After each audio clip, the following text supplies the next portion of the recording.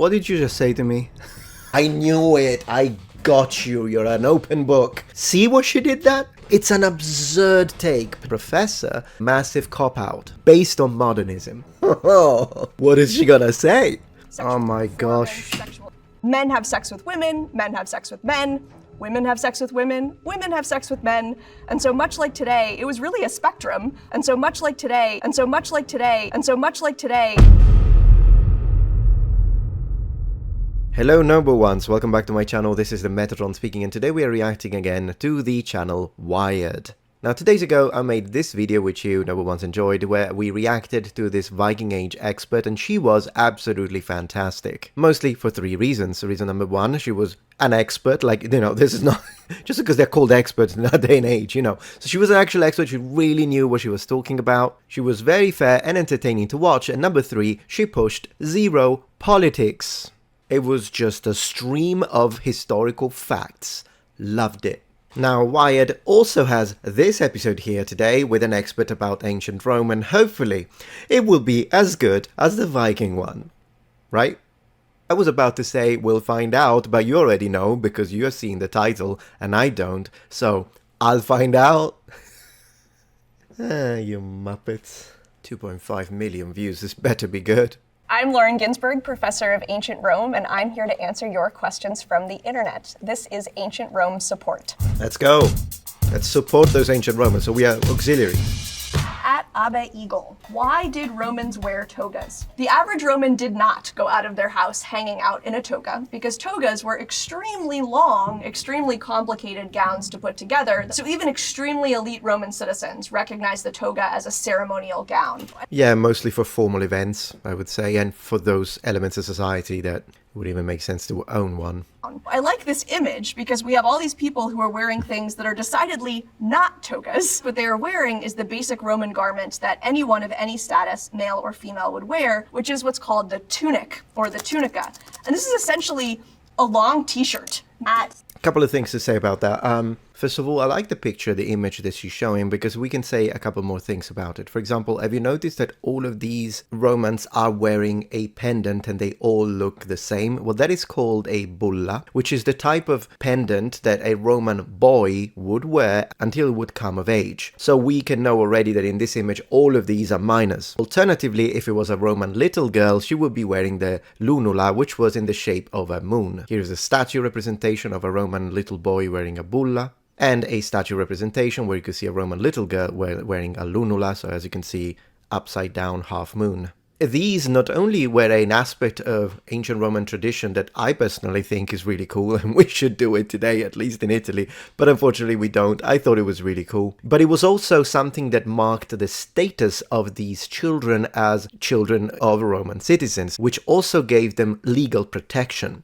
So in other words, if you were someone who messed with kids, and those kids were protected by the bulla or the lunula, then the state would go down on you really, really hard. Harshly. Now, given this also means that, for example, children of slaves or children of people who weren't citizen wouldn't have this sort of protection, which of course is a shame. But then again, considering the period in which we are, the idea that children in Rome would be protected legally, and this would be manifested with something that is symbolic and can kind of tell you, don't mess with these kids, I think has value in of itself. Now, the other thing I want to say, which is a little bit of a nitpick, is the fact she said basically a t-shirt. A long t-shirt. When you think of a t-shirt, just like in this image, you imagine a T. So it has short sleeves and then the long rest of the garment. But the reality is that actually in ancient Rome, an extremely popular and very typical type of tunica was the sleeveless one. We see that a lot too. So just to clarify that not all ancient Roman garments would have had the short sleeves attached. Right. Finn Huckster, did the Romans really have vomitoriums? Yes, but not in the way that you mean. It is true that if you look at some urban plans in Rome, stadium buildings, amphitheaters, theaters, places where tens of thousands Colosseum of people would come, you will often find the word vomitorium that's written there. And somehow a myth has been created that this is where decadent Romans would go after they ate too much food and they would purge themselves. This is not what those words mean.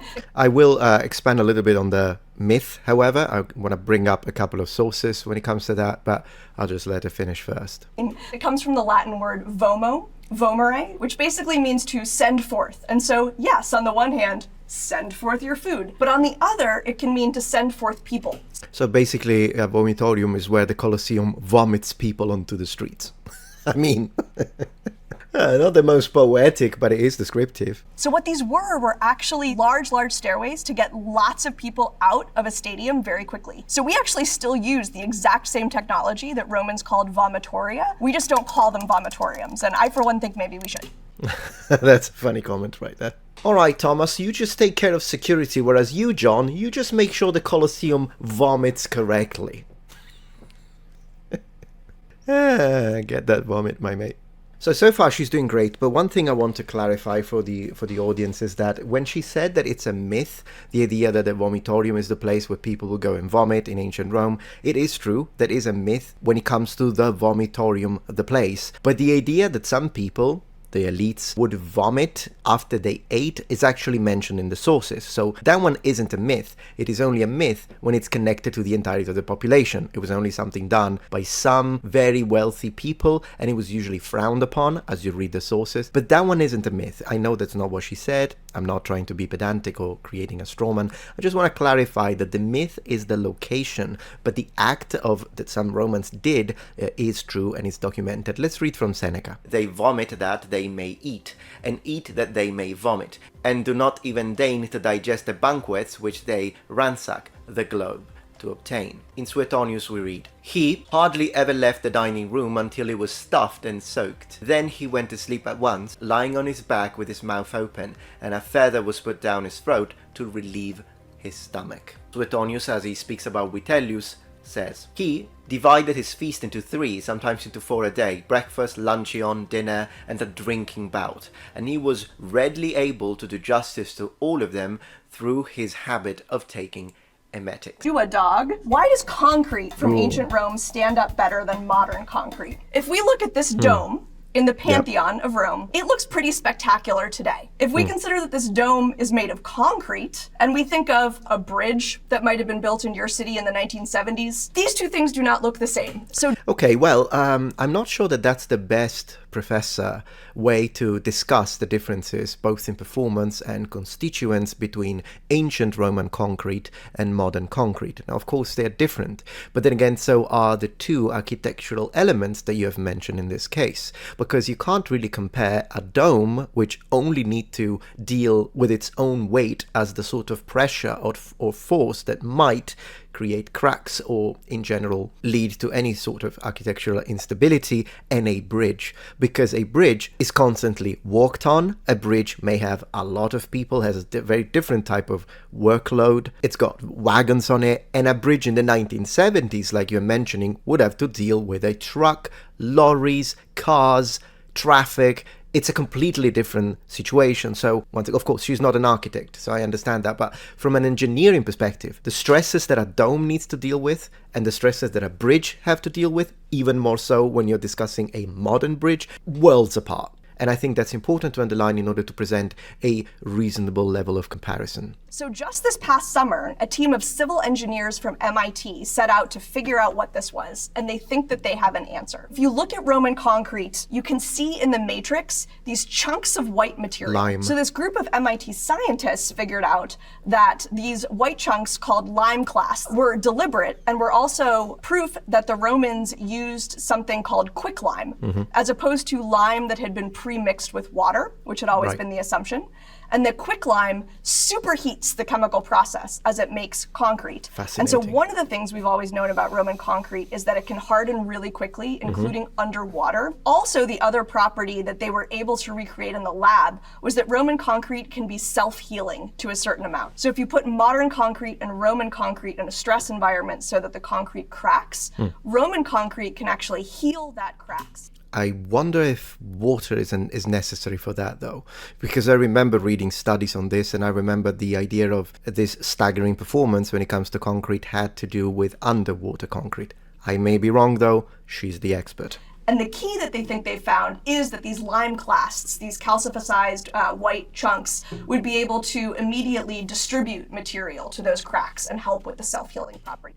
That is impressive. Like, can you imagine that the Romans managed to figure this one out without modern technology and without modern science. And I think the way that that's done is by repetition, experiential knowledge, a monumental amount of tests, a lot of experience, quite a lot of money. I mean, the budget that goes into this must have been staggering, and so only a certain level of civilization and with a very strong economy behind could reach these sort of discoveries. But last but not least, time. Time is a monumental factor that oftentimes I think is not really properly placed in the equation when we discuss how the heck did they figure that one out. Well, when you have hundreds and hundreds and hundreds of years to continuously try and test, I think these people really were extremely experts at what they were doing. In fact, generational experts. That's what it is, generational expertise. It is much more expensive to make concrete this way, so I'm not actually sure that we're about to have a Roman concrete revolution, but it is pretty cool that these scientists think they've recreated what the secret of Roman concrete is. Okay, that's, very interesting, very nice part. Two more things I'd like to add to this before we continue. One is the idea of, oftentimes you hear this thing about the differences between the performance of Roman concrete, which again was absolutely amazing, and performance of modern concrete, but it is important, in order to be fair, to consider the sort of stress and mechanical stresses that are worlds apart between these two types of materials in period and today, which doesn't take anything away from the incredible achievements of the Romans. I'm just trying to be fair in the comparisons. But secondly, isn't it interesting though what she said at the end, which I agree, when she's like, well, even though Roman concrete performs so much better, we're not going to do it because it's expensive. Yeah, which kind of tells you a lot. I mean, at least Roman engineers didn't care about spending money, and the Roman state didn't care about spending a lot of money when it comes to making sure that something that deals with the safety of people and functionality over time, as they were planning for the future, would be created the best way possible. Nico, did they have bars in ancient Rome, or did wine just flow freely down the streets? Unfortunately, no.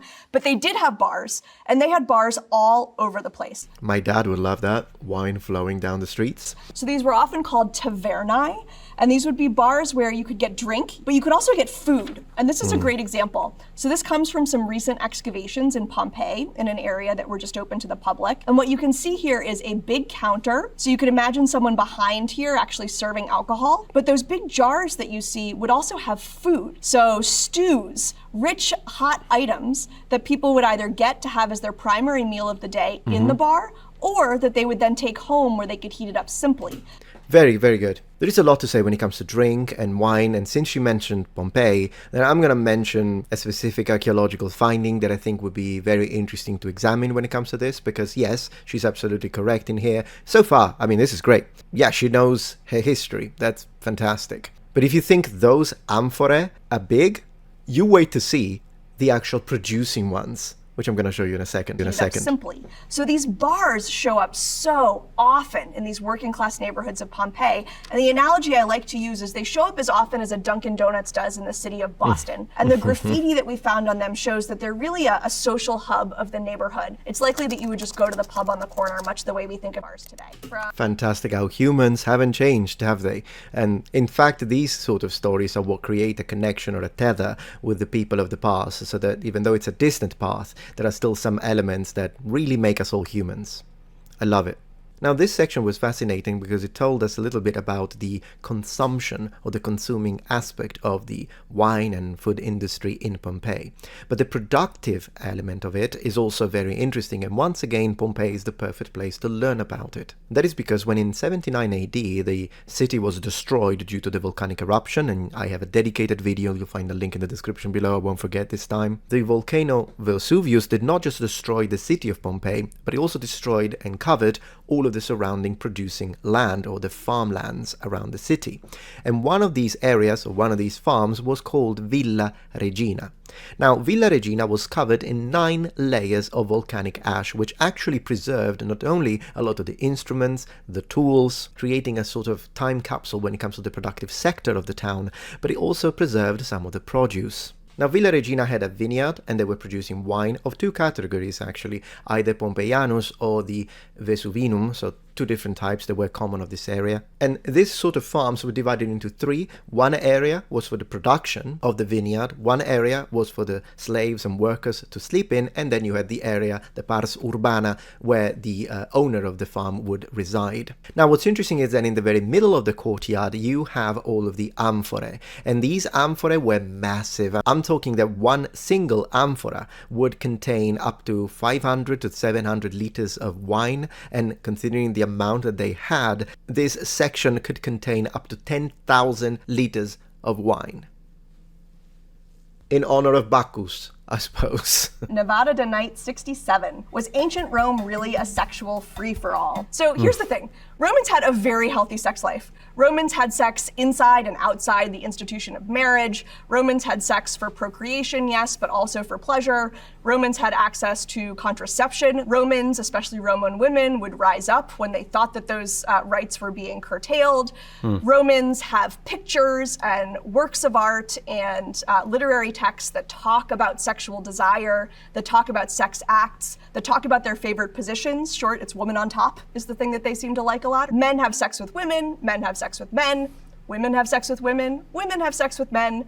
And so much like today, it was really a spectrum of sexual behavior, sexual Oh my gosh. sexual... What did you just say to me? Okay, she lost me. And there it goes. And there it goes. I thought it was going so well. It was going so well. I was like, wow, she really knows what she's talking about. And then her politics slipped in. Oh my gosh, why can we not have a little history without politics in these days? Alright, so this all small, luckily, section about sexual life is vastly different in terms of quality of presentation with all of the other sections that we have been watching so far. Why? Because she let her politics slip through. I don't know if this was on purpose, in the sense that she's actually trying to push some political agenda or not, but what she said is actually wrong. Let me dissect this very quickly. Because in the section when she talks about same-sex attraction, she says, Men have sex with men, women have sex with women, women have sex with men. And so much like today, it was... So much like today. That is, oh my gosh, much like today. Absolutely not. The approach to same-sex attraction, homosexuality, in ancient Rome and in the classical period has nothing whatsoever to do with modern-day sexuality, sexual expression, and in general the concept of, for example, sexual identity. In ancient Rome, you weren't gay in the identity sense that we have today. In ancient Rome, you did not have a spectrum, buzzword. In ancient Rome, you do not have a situation like today where Tom and Mike can be together and Tom is Mike's boyfriend. No, not in ancient Rome. In ancient Rome, you would have a situation whereby you have the active partner and the passive partner, and the passive partner was often stigmatized, and there were a lot of social aspects to it that have nothing to do with how sexuality is lived or expressed in our day and age, that really saying so much like today is one or two things. Either an expression of enormous ignorance, which in the case of a professor, or it's a specific decision of political pandering. I don't know which one is worse, because it's a professor we're talking about. What's worse, that she's ignorant of something she's an expert of, or that she knows exactly how things were, that sexuality in ancient Rome had nothing whatsoever to do with sexuality in our modern day and age, particularly when it comes to specific political activism, because then again, people can be gay, people can be same-sex attracted, but still not adhere to the whole discussion when it comes to identity politics, for instance, even today. So even more so when it comes to the ancient period, this idea that, for example, you couldn't just get married with another man out of love. Marriage was something that had to do with procreation, and oftentimes it didn't even have to do with love in the upper echelons of society, but it was more of a political move. The fact that in many cultures of this time, even if you were homosexual, you would still be expected to create a family and have kids, which is very different to today. Can you imagine forcing a gay man to get married and make kids because that's what society wants? Yeah, it doesn't sound very modern thinking to me. Also, once again, if you were the one with the higher status, but you were the passive person into a homosexual relationship, you could lose your job, you could lose your social position, people would speak really harshly about you. So, did people that were same-sex attracted exist? Absolutely. Was the society comparatively more accepting of that when compared to the Christian Middle Ages? Yes, of course, but the comparison to today is absurd, and a very red flag and symptom of a modernist take that I absolutely did not expect from someone who clearly is an expert, so she knows what she's talking about for everything else. And I think, I want to say, in this case too, she knows exactly what she's doing. My problem with this part is that she's clearly injecting what she thinks is correct, what she thinks is the good and healthy way to have sexual life, which of course is a subjective thing. And I, for one, if I were to be asked, or even when I was a teacher in class, wouldn't do. That's not the job of a historian, that's not the job of a professor, and if anything, it makes it manipulative and patronizing.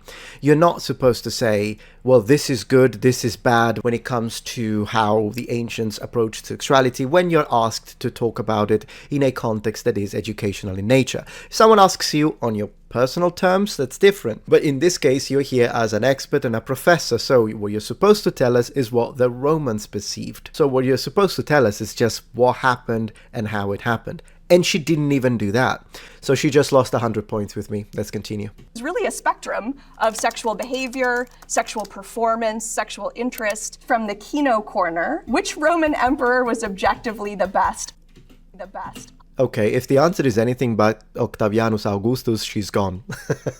No, but jokes aside, this is the question of the thumbnail. So, I mean, there's a lot at stake here, no pressure, but you really need to get this one right. The Roman Empire was an autocracy, which means that all Roman emperors were autocrats. And it means I don't actually think any of them were very good people. I think in general... Oh, this is horrible. This is horrible. Oh my gosh, this was so good at first. What happened? Was this the plan all along? To get me to trust you for the first 8 minutes and then vomit as a vomitorium all of your political takes and modernist agendas? Goodness gracious, man. They weren't good people from modern perspective. They weren't nice from a modernist take. Oh, unbelievable. That form of government doesn't lead to people doing good things. So I'm going to take a couple of examples of good and bad emperors. We have a friend Nero here, who everyone probably agrees, the worst of the worst emperors. And then we have everyone's favorite emperor on the internet, Marcus Aurelius. Marcus Aurelius was objectively a great emperor. So anything she's going to say against that, oh well, but today he wouldn't be nice. Yeah, okay. Aurelius. He wrote this nice book of Stoic philosophy, and so people think he's extremely chill, and thus under his empire things must have gone particularly well. But let's ask this question, objectively the best for whom? And was he objectively the best for the substantial population of the Roman Empire at that time who were enslaved? We always have an idea of what we mean. Oh my gosh. Well, that means that to you then, considering how recently slavery was abolished, which we can both agree was a horrible thing, then to you, no form of government, no governor, no politician, no philosopher, no general, they were all horrible people. So you're basically telling me that like 99.9% of the human populations were horrible people. They were not good, they were not nice. It's an absurd take, particularly coming from a professor and an expert who specialized in classical antiquity. I mean, why did you even specialize in classical antiquity, professor? If you seem to look down with a modernist take, that's not how you do it. That's not what you're paid to do. We don't need a professor or an expert to tell us, oh, you know, slavery was not good. And when Julius Caesar went to Gaul and butchered an entire village, well, that's not a nice thing. Thank you. Spoiler alert, anyone can do that. You don't need a PhD to say that. Which is why when we ask a historian, when we ask a professor, when we ask an expert, is because they can give us a period perspective. They can tell us in that specific context, tell me about these events in an academic neutral way. because we don't need you otherwise to just tell us enslaving other people is not nice. That is a massive cop-out. How did this video not get like a 15 million dislikes? How? Because you drew people in asking, who's the best emperor? So anyone, I'll have to make a dedicated video. I'll show you how to answer that. But I'm saying, like, people are expecting you to name one of the emperors, or to at least create a comparison. Okay, this emperor did these policies, this emperor was great for foreign policies, but this other emperor was great for economic reorganization, and this emperor did everything well when it comes to the military, and this other emperor was great to the population as a whole, this emperor worked out the taxes. That's how you do it. And then you can share your own opinion on your personal favorite for whatever reason. This is a massive cop-out based on modernism. Minus 500 points. Always have an idea of what we mean as best for whom, and I just don't happen to think that the Roman Empire produced anyone that we would consider to be a fair ruler today. Great. And she's a specialist of it. Why did you even choose ancient Rome? At Royally Ari. How often do you think about the Roman Empire? Wonderful. Now, what is she gonna say? Because I would say I think of the Roman Empire on a daily basis because I love ancient Rome. Can she say that after the modernist takes that she has just demonstrated? What are you going to say? I'm so curious. Well, this is a little bit of an unfair question because I have to say the answer is more than daily because it is a professional obligation. Boom. Got her. It's a professional obligation. I wish I didn't have to. Yeah, that's not passion. Professor. That's not passion. Professional obligation. I probably think about the Roman Empire more than your average person. Anazora HQ. How effective were public toilets and bathrooms at keeping people clean? And how was hygiene in ancient Rome? Romans had Namahona Tuitu. What rights did Roman women gain in Imperial Rome? Roman women couldn't vote, and that's a big one. But Roman women could be citizens. Roman women could own property in their own name. They could inherit property in their own name. Roman women could be business owners, and some of whom were using their own business sense to advance their children, especially their sons, in their political ambition. I want to underline one thing. Did you notice how different this answer is compared to the things that she perceives as to be negative, the Roman emperors and whatnot? So when she's talking about the Roman emperors and the governors and the political people and the political system, then she's comparing it to the modern period. And she's saying, well, compared to the modern period, they were horrible because today they wouldn't be considered nice.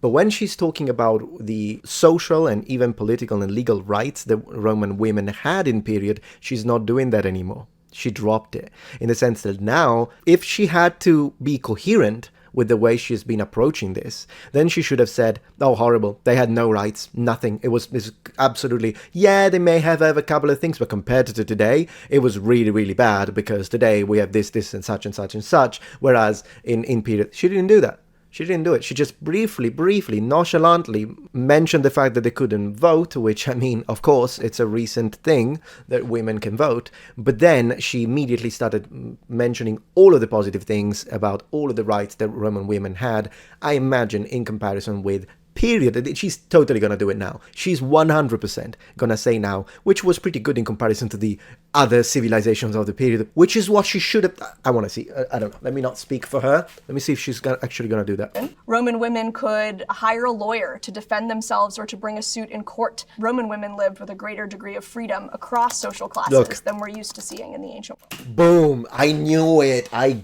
got you. You're an open book. See what she did that? For Roman women, she did what she was supposed to do for all of the other topics, including the one with the emperors, but she failed to do. With Roman women and their rights, she's speaking about it in a very highly manner. She's only comparing that, so the sort of rights that they had, with other period civilizations. With the Roman emperors instead, she's comparing it with the modern time. This is absurd, Professor. Very, very biased. This is absolutely an example of selective bias. Minus 500. Well, what we have to think about this is that in ancient Rome, hygiene was racist because... Okay, just a joke.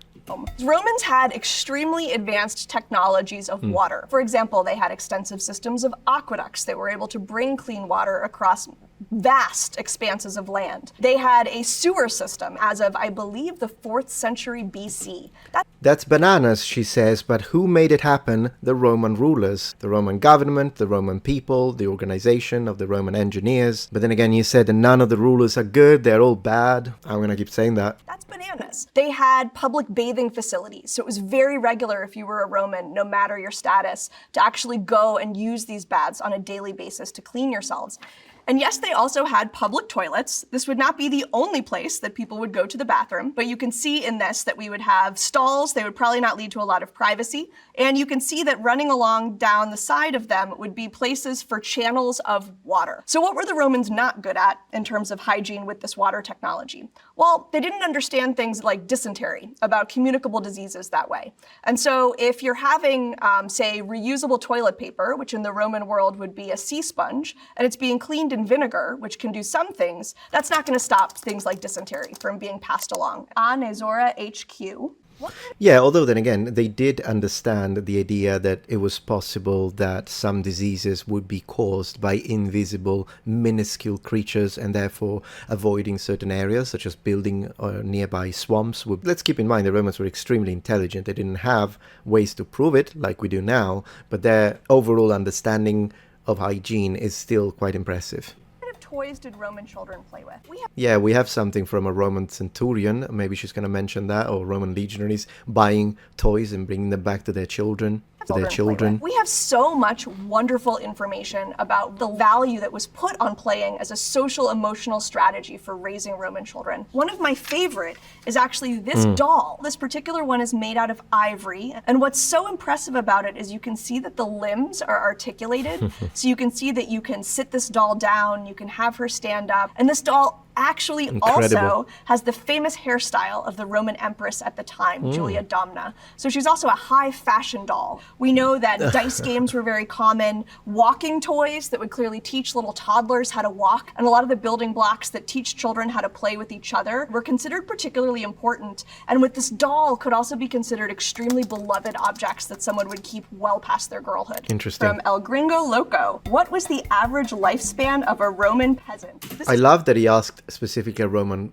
peasant. I agree with her. It is a great question. It's a really great question because you're going to find on the internet when you look this up, this idea that the Roman average lifespan was 35 years. One of the problems with that is that it's an average, and so it is incorrect. And really the main problem was the idea of infant mortality, particularly within the first year, which of course skews these percentages. And then people often think as a result that if you made it to 35, you were grandparent age. And that's just not true, because we have to think about what an average means. Infant mortality in Rome was astronomically high. Most children died within the first year of birth. So that was just infant mortality. Child mortality, about 50% of children died by age 10. And you can see already why that's lowering and lowering that average. So if you... I don't know if age 10 though, at 50%. Well, she must have reviewed the data maybe, because I don't remember that being that high, but... that average. So if you made it to age 10 as a lower class Roman citizen, whether you were living in the country, you had a decently high chance of making it into your mid-50s. And we know plenty of people lived beyond that. Yes, and also of course notice that she did underline the lower class because people asked about farmers. But then again, also do remember that these percentages do not represent, they're still averages, but they do not necessarily represent the entirety of the population, because if you were an elite, then you had access to much higher nutrition, and also you had access to medicine, the sort of medicine that was available at the time, which was modeled after Greek medicine. And at the end of the day, so if you were part of either the elite, but also in general upper class, all the way up to middle upper class, then the sort of nutrition, which plays a pivotal role when it comes to your ability to avoid certain diseases that at the time could have been really dangerous, would have been very important for your average mortality, including that of your children. At Not Land Lou. Man, they didn't even have popcorn back in ancient Rome. True story. What did they snack on in the Colosseum? This made headlines last summer because they've actually started to do excavations in the drainage system of the Colosseum and in the sewers. Because if you think about it, if you go to a rock concert today, you can see everything sticky on the floor. Yes, unless you are in Japan. I mean it. When I was in Japan, I used to live there, and we would go occasionally to the stadium to watch a football match. The cleanliness of the stadium after the match. Like every Japanese would just pick up their food, pick up their drinks, and all left in an orderly manner. It was mind-blowing. Little off topic. Or people throw their food all over the place. Where does that go? In ancient Rome, it would go down into the drains and it would go down into the sewers. And that means that things that can survive for those millennia, we can be able to tell that those were the kind of foods that were snacked on. All sorts of varieties of nuts and residues of nuts have been found in these sewers. Fruits, for example, figs and peaches and other fruits, grapes that were easy to carry. Also, what they discovered was that people seemed to bring, or at least have access to, small portable grills, sort of like tailgating grills, little braziers, where they could grill meat at the time as you watched people fight to the death and animals die. Yeah, I mean, of course, she's being a little sarcastic at the end. Oh, these people eating, well, it's a joke. I'll take it as a joke. But I want to see, because I'm sure that someone is going to ask about gladiators. So I want to give her a chance to maybe then underline the fact that this idea that the Romans were bloodthirsty and people were dying all the time in the arena is wrong. It's a myth. That's not the case. But I don't want to strawman her. So I think this was a little snarky joke. Probably, she must know that that was not the case, and I want to give her a chance to say that. Now, when it comes to food in ancient Rome, there are a lot of things we can say, both when it comes to the diet of the rich, which we just read a couple of passages, how they would get stuff that was crazy, outlandish, coming from faraway land, and spices because they could do it, because they could afford it. Then there is the diet of everyday people, and this, I think, is a good example of that. So the people that join, for example, a gladiatorial match or whatever sort of sport event at the arena, and then they bring figs, they bring nuts, they bring meat with a grill. It's incredible. Actually, I hadn't heard about the grill, so I'm learning something here. It's fantastic. But then there is the diet of the gladiators, and that's where I think things get very interesting. It's a little bit of a lengthy, perhaps, add-on, so I'll do it later. If she brings up gladiatorial sports and events, then I'll add a little information on that. Fault. Did those gladiators really fight lions? How often did they die? Absolutely. Gladiators really fought lions. It's not even like they would just be released from a gate and everyone could tell. And architectural investigation has shown the technology through which lions below the surface of the floor of the Colosseum were able to be launched into the air to suddenly appear. But the question about how often did they die, we have tombstones that show gladiators who have won 50 different competitions in their life. Correct. Evidence of gladiators who retire from being a gladiator and train other gladiators. And so it wouldn't really make sense if every time they went into the arena there was a 50-50 shot.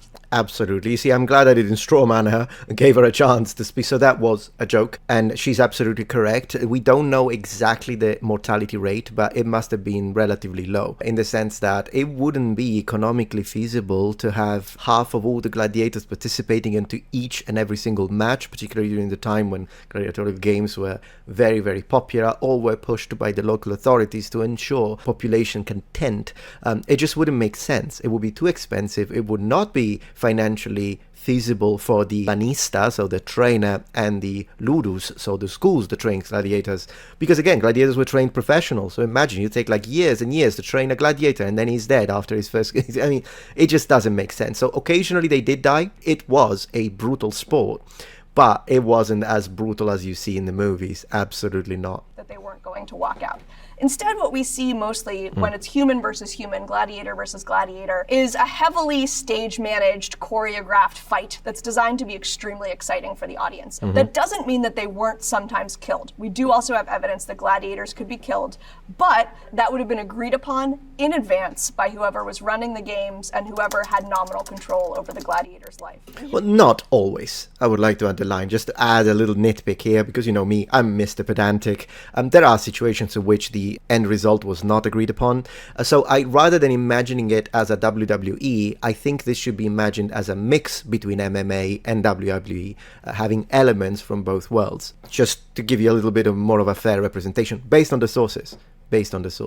We have get gators. What did the Romans invent that we still use today? One thing we want to poke at is this word invention, because the Romans sort of took things that existed, concrete is a good example, and perfected it. But the example I think of immediately is actually surgical tools, scalpels, tweezers, forceps, but the actual basic tools, if you looked on, say, the set of Grey's Anatomy or some medical show, would look extremely similar to what the Romans were using in the past, and they would be made out of similar types of metal. From this is metal. from this. Very interesting approach. I mean, it's true that the Romans tended to perfect rather than invent, but sometimes they did invent. There are a lot of things that the Romans made themselves, but in a lot of cases, I think it is true, as she's pointing out, that the Romans had this incredible ability to adapt, not only that they would adapt to whatever situational event that is presenting, but also that they would adapt someone else's inventions on to serving their needs. And another example of that is armor, in the sense that the male armor, the lorica hamata or lorica gallica, that the Romans used for an extended period of time, and it was in fact the most common type of armor if you look at the Roman span of history as a whole. That one was most likely Celtic in origin, and they just copied it, improved it, made it better, mass-produced it, backing it with the power of the economy of the state.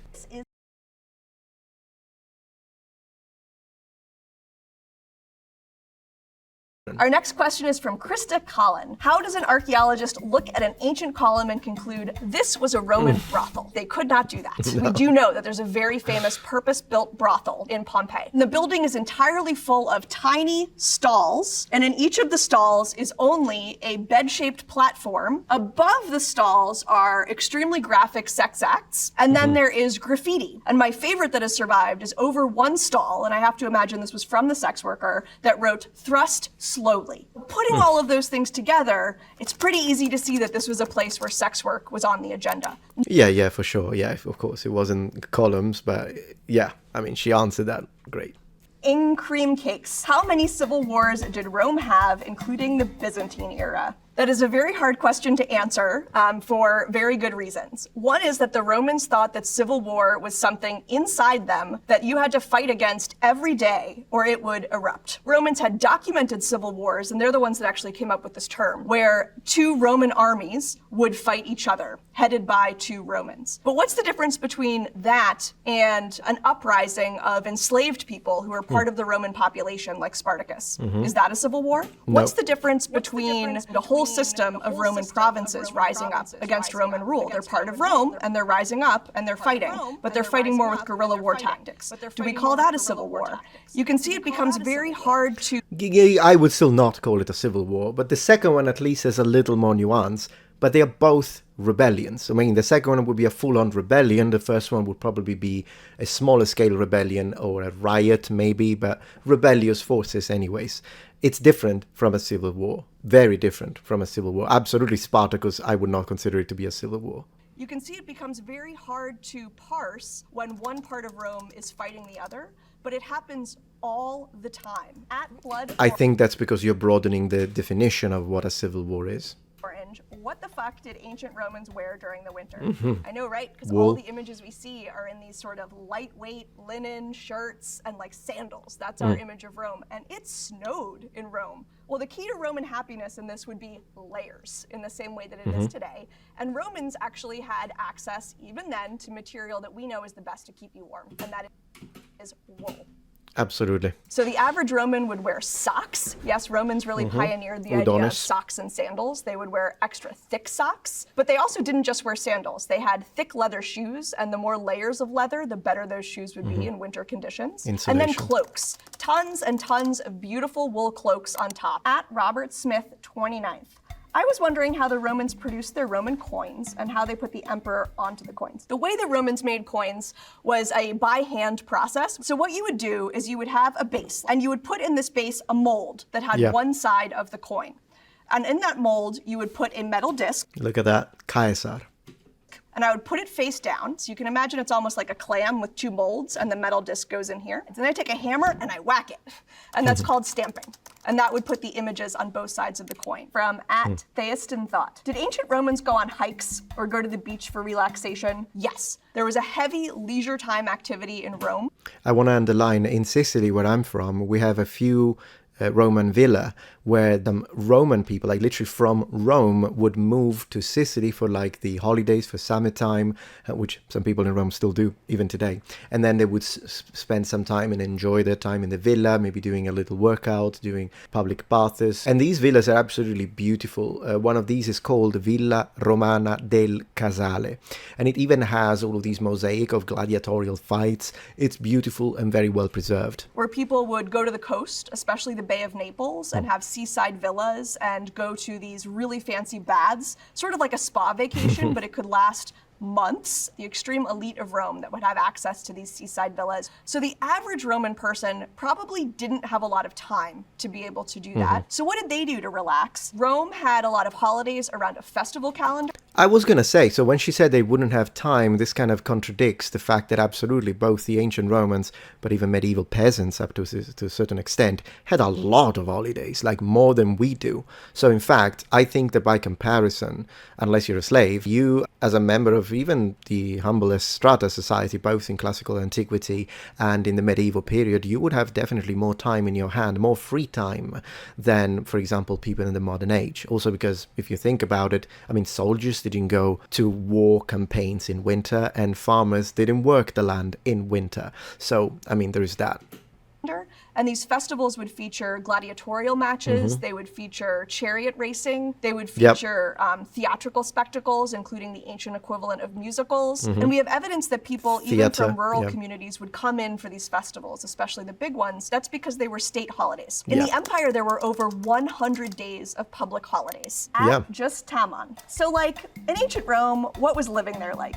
People worked and then went home, and did they pay rent? The average Marcus, I should say, instead of the average Joe. He could be a shoemaker, could be someone who sews clothing, could be a launderer. Any of the activities that you need done in your general city life would be the same thing that they would need done in ancient Rome. Sometimes home was right above you. If they were quite wealthy, they might own the space that their shop is in, but often they would be renting out both of those spaces from a landlord. And you bet the Romans complained about their landlords. Shoddy upgrades, vermin that weren't being taken care of, a neighbor who parties too hard and wakes the baby. At TweakFan25, did they have weed in ancient Rome? Yes, but not in the way that you're not asking. to smoke. Romans really loved hemp as a plant, and they loved how easy it was to make ropes with it. We find hemp products all over the place, and hemp, the word for it in Latin, is cannabis, so you can see the connection. But there's no sense that the Romans, first of all, smoked it. Smoking was not a particularly good thing in Roman culture, but there's also not great evidence that they recognized its sort of mind-altering possibilities. At Kevin Feeney, it will always be faintly extraordinary to me that Roman historians cannot agree on the answer to the superficially simple question of how many Roman emperors were there. So when Augustus is the first emperor, he declares a successor, Tiberius. Tiberius becomes the next emperor, and miraculously we have two. So why is it so hard to keep counting? Eventually Rome becomes big, and eventually other people decide they could be emperor. And what does it take to become emperor? For a lot of Romans, the answer is an army that they're paying can declare them emperor, and they can besiege Rome until they are declared emperor. Flash forward to later in the Roman Empire, when we have divided centers. Is the center of Rome the city of Rome anymore? No. There's a center in Constantinople. Sometimes it's Milan, sometimes it's Ravenna. We're getting then multiple emperors or people who could be perceived as emperors at the same time, but we also get usurpers, guys with armies that come in, think, I could do this. And who gets to declare them emperor at that point? There aren't rules for this one way or another. It can become really hard for us to tell who is emperor. And sometimes all we have is a single coin as evidence. Just one coin that one guy who claims to be emperor minted. Was he emperor? We have no idea. Yeah, I think a good way to approach that and a solution would be, in order to be an emperor, he needs to have a reign. And I guess it's still arbitrary, of course, but if I declare myself to be an emperor and then the following year he gets murdered, I'm not even sure that would be considered. Also in connection to the fact that has the population accepted that, or is the place split? And now, of course, there are emperors whose reigns were very, very short, but at least during that reign, until something happened to them, everyone considered them to be the emperors. I think a certain level of unity is necessary. It's not enough to just say, well, I just call myself emperor now. But that's just me. At Terra Encounters, how many gods did ancient Romans worship? It's not really fair to ask how many gods they worshipped. It's more fair to ask, what gods didn't they worship? Romans saw divine in lots of things. Springs had a divine being. Caves had a divine being. They had a festival to ward off mildew, and it was called the Robigalia, and it was in April. And that showed that they also thought that mildew had a divine spirit in it that they could essentially bribe to not destroy their crops. So the Romans had a really heavy investment in seeing the divine in as many places as possible. And finding a way to connect with that religiously. Yes, but then again, to be fair to the student or the person that actually, not that I'm disagreeing with that absolutely, but I would say to give them a fair answer, I would look at the anthropomorphic ones perhaps, or the major gods, rather than the idea of, well, they think that there is some sort of spiritual force or supernatural force that can be connected to whatever element that, or whatever happens in nature that they may not be able to explain otherwise. It's also important to keep in mind that in comparison to Greek gods, because oftentimes there is this myth whereby the Romans and the Greeks had the same gods, but just with different names. That is not correct. Of course, there is a certain level of connection and even syncretism between Roman religion and Greek religion. But one of the major differences was the fact that for the Greeks, the gods were in fact physically anthropomorphic, whereas for the Romans, the gods were more of an invisible force. So they would still be represented with anthropomorphic features, but for a Roman, the idea of the gods was a lot less physical than it would be for the Greeks, for example. With that being said, probably I would just consider the main pantheon and give that as an answer rather than just, considering every single aspect of Roman ritualism. Today, from A Temp's Flame. Come on, I suppose next you're going to tell me that all those Greek and Roman statues were actually gaudily painted. Yes, I'm here to tell you that all of those Greek and Roman statues were painted, but I object to the term gaudily. Yeah. When people think about what it was like to walk around the streets of ancient Rome, they think about these things that are here: bright white marble buildings, marble statues. The Romans would have found all of this white marble extremely boring. I don't think the Romans would have found it boring. I think the Romans would have found it incomplete. It's basically similar to how you could imagine a blank canvas, in the sense that for a Roman, a statue, a column, a temple, they begin devoid of color, but then the artist is expected to present color. I'll show you this. I've already talked about this on a dedicated video with all the details, but I'll show you a few screenshots if she doesn't. But yes, it would have looked incomplete. Loved vibrancy. And there were also world-class painters. There was a fantastic exhibit last summer at the Metropolitan Museum of Art that actually featured a number of recreated statues in which scientists had very carefully taken tiny bits of pigment on statues. So you could see that, say, a statue of someone like Nero here, each layer of clothing would be painted with shades, with texture, with patterns. And the same thing is true with Roman buildings. Rome was awash of color. Nevada. Absolutely, she's 100% spot on, but I want to show you those pigments. The interplay of architectural and sculptural polychromy is now an established fact. The ability to expertly utilize color in combination with the correct materials and the expert manipulation of the perception of the exteriors of buildings was an integral part of the overall effects created on monumental facades and the basis of the realization of life-like features on sculpture. But how do we know that the statues and buildings were in fact in color? 1. Visible traces of paint pigment on statues and temples. For example, look at the head of this statue. Here are other examples. 2.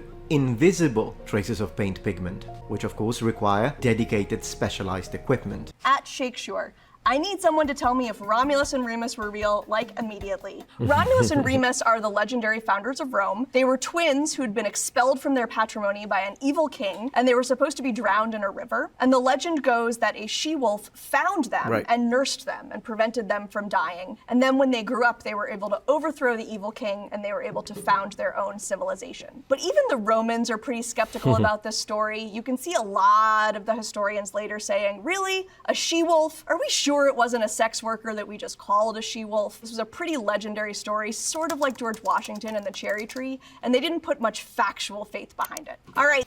Okay. That's all the time we have for questions for today. I hope you learned something weird and interesting about Romans, and we'll see you next time. Yeah, I mean, at the end of the day, I have to say, I appreciated the first half. In fact, very much. I really liked the first half, and I can't say that she's not an expert. She is. She knows what she's talking about. Her factual knowledge is interesting. But unfortunately, there was some aspect where I believe she let her bias slip through. And it doesn't matter, as I always say, whether it's a liberal bias, a conservative bias. Bias is bias. And therefore, I don't particularly like it when I see someone from whom I expect academic neutrality push for the idea of judging the past with modern standards. And the whole section about sexuality it really felt like political pandering that was absolutely baseless. Anyways, what can I say? Mixed feelings. I've had worse.